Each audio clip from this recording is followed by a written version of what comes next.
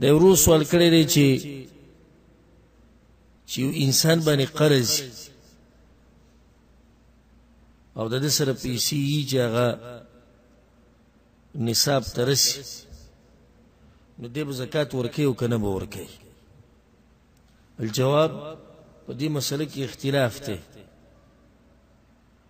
او جمهور العلماء اکثر علماء دا وایي چې دی به داسې کوي چې دا قرض به د دې مال چې کوم ورسره دی د دې نه به یې څه کړي لرې به یې کړي.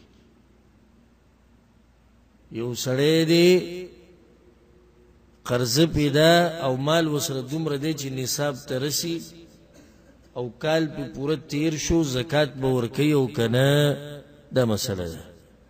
دا خو څه داسې مسله هم نه ده چې نه واقع کېدونکې ده بلکې ډېره زیاته واقع کېدونکې ده.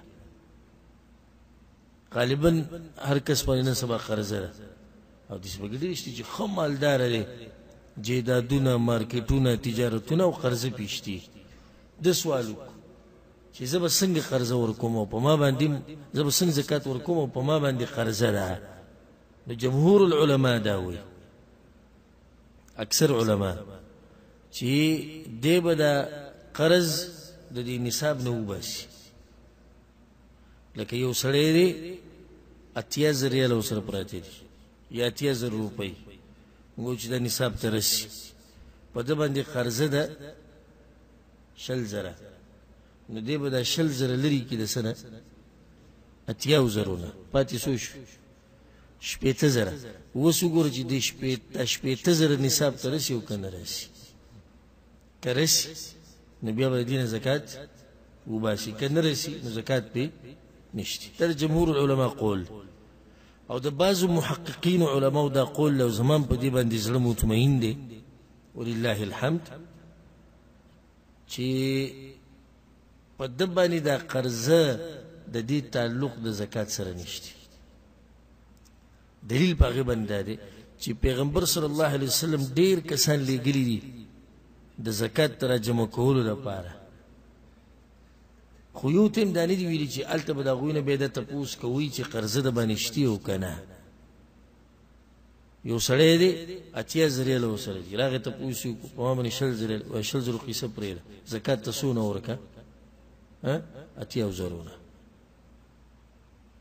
بل دلیل پې دا دی چې دې کې احتیاط دی. هسې په کوم د علماو اختلاف دی که نو په اختلاف کې خلک په هغه خبره عمل کوي چې هغې کې صحیح احتیاط دی. احتیاط په دې کې دی الله به د ده په دې مال کې برکت واچوي که ده چې د دې زکات وویستو څه پې کېږي. او زکات څومره دی خو زکات ته حساب خو هېڅ حساب نه دی. نو په هغې کې بیا موږ دا خبره جوړو چې په ما قرض دی او په ما دا دی او په ما دغه دی. لکه وایه ته چې دا زکات ورکړه الله به دا قرضې هم ختمې کړي او په دې مال کې به د الله برکت هم واچي.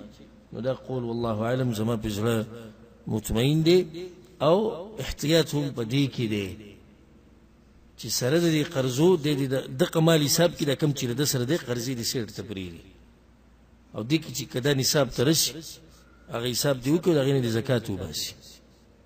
اگر که ما تاسو ته وایي جمهور العلماء دا وایي چې دا قرض به د دې نصاب نه لرې کړي بیا به د هغې نه باید وګوري چې څومره دي پکې. ښه دلته بله مسله اوس یو سړی دی په ده باندې قرضه ده او پیسې ورسره دي مثال به موږ ووایو چې 1,00,000 روپۍ دي ورسره وایي دا خو نصاب ته رسي نصاب ته رسي کال پوره کېدو والا